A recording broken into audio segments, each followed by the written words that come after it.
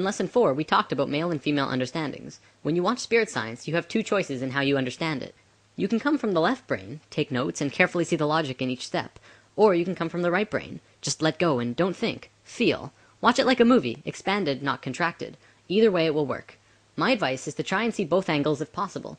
It is through balance that spiritual health returns. Whichever way you take it in, the fact that you are watching is what matters. And what you receive is what you were meant to receive. Today's lesson will be separated into 3 parts. First, we're going to talk about existence of extraterrestrial life. Then we're going to take a look at human life before recorded history. And finally end with why things are happening on Earth today.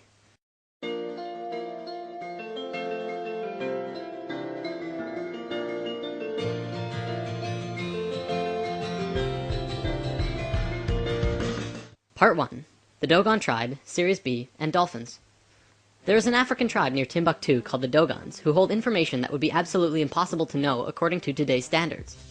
See, the Dogons have a cave on their land that stretches back into a mountain, and in this cave are drawings over 700 years old.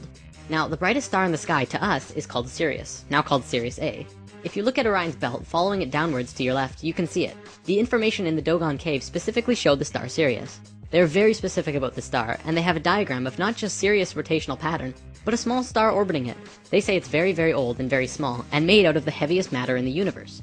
They also say that it takes close to 50 years for this small star to rotate Sirius. Astronomers were able to validate the existence of the secondary star, now called Sirius B, in 1862, and only about 30 years ago could they validate the rest of this information.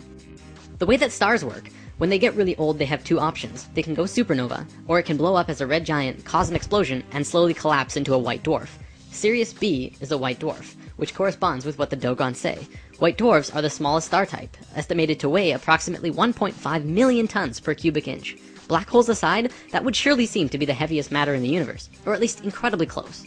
The Dogons were right on every aspect. Not only that, but when checking the rotational pattern of Sirius B around the larger star Sirius A, they found it to be 50.1 years. Now, this could not be a coincidence at all. It's just too close, too factual. Yet, how did an ancient primitive tribe know such detailed information about a star that could really only be measured in the last 30 years? And that's not all they knew. They also knew about the other planets in their solar system, including Uranus, Neptune, and Pluto. They knew exactly what these planets looked like when you approach them from space, let alone from Earth. They knew about red and white blood cells, and had all kinds of physiological information about the human body. All of this from a primitive tribe. Naturally, a team of scientists went to the Dogons and asked how they knew all this. This was probably a mistake to these researchers, because if they accepted that the Dogons really have this information, then by default they must accept how they got it. The Dogons told them that a drawing on the cave wall showed them. The drawings show a flying saucer in its familiar shape coming out of the sky and landing on 3 legs. Then it shows the beings in the ship going into water and coming up to the edge of the water. These beings looked very much like dolphins. In fact, maybe they were dolphins, but we don't really know for certain. Then they started communicating with the Dogons. They described where they came from and gave the Dogon tribe the information. Here's another thing the Dogons knew. This little drawing was on the walls, but the scientists didn't know what the heck it was, until computers calculated the orbits of Sirius A and B. As seen from Earth, this pattern shown in the cave is identical to the pattern of Sirius B moving around Sirius A in a time frame between the years 1912 and 1990. These 2 times are actually kind of important. 1912 was the first year when we began communication with the Greys, and in 1990 a specific electromagnetic grid around the planet was formed. But we'll have to look at that later once we go over some other stuff first. Another thing about this rotation, it's the exact same rotational movement of DNA. Part 2. How old is the Sphinx? This is probably one of the most important discoveries on the planet ever. The first one to really discover this was R.A. Schwaller de Lubitz. He is a famous Egyptian archaeologist who has written many books. He and his stepdaughter, Lucy Lamy, have demonstrated a profound understanding of sacred geometry and Egyptian culture. Now, on the Sphinx there are wear and cut patterns that are totally different from the patterns on other buildings in Egypt. Toward the back of the Sphinx there are cuts 12 feet deep into the surface. This pattern appears to be smoothed by water, as opposed to all the other buildings and structures built by Egyptians, which are only textured by sand and wind. The last time that there was water in the Egypt area was over 12,000 years ago, at the end of the last ice age. Scientists have determined that after the ice age, the Sphinx took a heavy beating, after which it was encased in sand for about 8,000 years. The face, however, was above the sand and continued to be weathered. The Egyptians didn't build the Sphinx, they merely restored it. Of course, Egyptologists have been slow to adapt to this new, incredible discovery, but I think we know why. See, there are around 5,000 Egyptian archaeologists in the world, and they all pretty much agree with each other in most ways. They make little changes, but not too many, and most agree on the age of the pyramids. All of these archaeologists are Muslim, with a few exceptions, and their holy book is the Quran. Please understand that I'm not trying to discredit a major religion, but the Quran says that creation began about 6,000 years ago. So if a Muslim were to say that the building is 8,000 years old, he would be disputing their Bible. They cannot do that, and so they won't even talk about it. Another thing that's actually incredibly interesting, the Sphinx has a body like this, and a head like this? That's rather unproportional, isn't it? Not only that, but the Sphinx is actually facing a very specific direction. It is an astronomical marker. The Sphinx is in the shape of a lion. If it were built when Egyptologists say it was, that would be only 2,500 years ago, while the constellation of Taurus was in the sky. The only logical time for the Sphinx to be built when it was when the constellation Leo was in the sky, during the 11th millennia BC. The time that matches exactly where our new findings say that it would have been built. In the past, when something new like this was discovered that has a major influence on the viewpoint of the world, it takes about 100 years for it to get to the average person to say, oh yes, that's true. But this time, it's happening a lot quicker because of the internet. Now scientific circles are actually beginning to look at the words of Plato in a new light when he talked about another culture, another continent, from a dim past called Atlantis. The Sphinx is the largest sculpture on the planet. We know it was not done by hairy barbarians, but by a very sophisticated culture. And it was not done by anybody we now know here on Earth. From a scientific point of view, this is the first solid evidence to be accepted about the true age of civilization. There have been lots of other evidence, but it has kept being put under the table. Now we have the accepted evidence that there absolutely had to be someone on Earth who was highly civilized as early as 10,000 years ago. This is just the beginning of how we are going to completely change our view of who we think we are.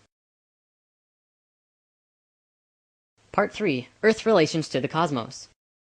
We are living in accelerated times. Remember in lesson 1 I said time is speeding up? Let's talk more about that. The following is a fact according to Encyclopedia Britannica.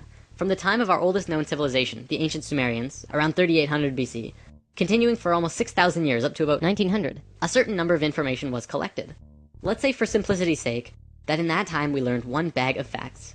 50 years later, from 1900 to 1950, our knowledge doubled. That means it took 6,000 years to get a bag of facts, and in 50 years, we got another one. Amazing! But then in the next 20 years, we doubled it again. And then in 10 years, we doubled that. And now we're getting bags of facts every month, maybe within days, I don't even know. The fact is, things are speeding up monumentally. We're living within a knowledge avalanche. Life on this planet is accelerating faster and faster, obviously culminating in something new and something different. Perhaps just out of the reach of our normal imagination. What does this mean for the world? Why is it happening? Better yet, why is it happening now? Why didn't it happen 1,000 years ago? Or why didn't it wait to happen 100 or 1,000 or 10,000 years from now? It's really important to understand the answer to this question, because if you don't know why this is happening now, then you'll probably not understand what's happening to you in your life, or be prepared for the coming changes. Now, the Earth actually has a wobble. Well, it has many wobbles, but the one I'd like to talk about today is the one called the precession of the equinox. Essentially, what this is a rotation that the planet does, which completes a cycle once every 26,000 years. It looks like this and slowly turns on its axis and points to different locations. Science looks at this and says, well, so what? It's just a wobble. But by looking at what the ancient civilizations knew, you see a more complete image. The point actually points to and away from the center of the galaxy. The center of the galaxy is where most of the energy and the most consciousness is. It's not just light up there, you know. So, in this diagram is our rotation. Here's the tip pointing towards the center of the galaxy, and here's the farthest pointing away. The ancient Sanskrit writings that also talks about this precession call this going with the galactic wind. The Sanskrit writings say that there are two very important places on this wobble. One is at A, and one is at C. Not the very tips as you might think.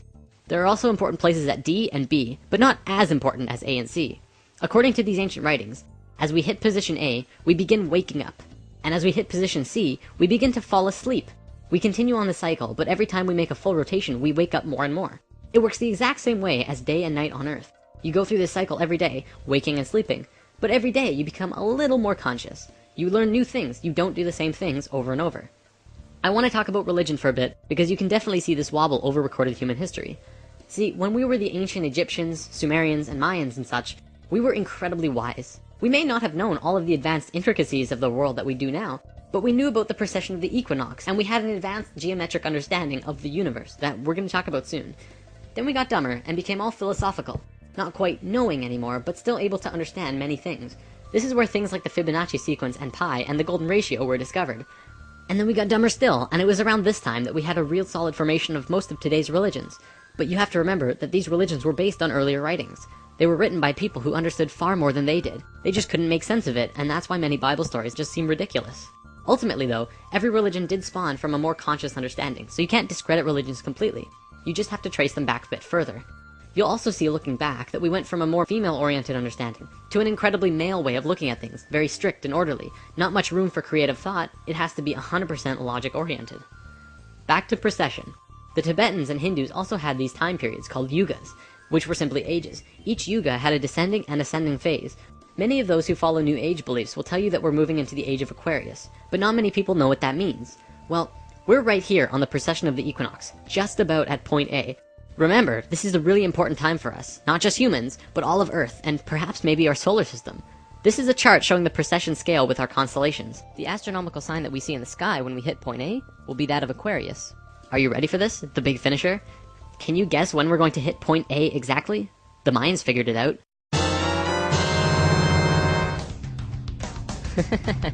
Yep.